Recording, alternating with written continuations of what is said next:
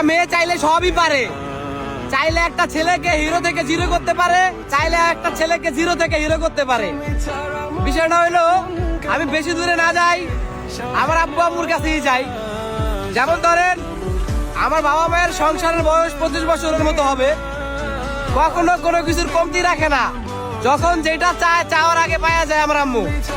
তো যদিও কখনো ঝগড়া বাজে, ধরেন আপনার 2 বছর 5 বছর অথবা 10 বছর পরে ঝগড়া হইলো, ঝগড়া হওয়ার পরে আমার মায়ের প্রথম কথাই থাকে এটা যে তুই আমারে কি দিছস, তুই আমারে দিলি কি, তুই আমারে সারা জীবন কিছুই দিলি না।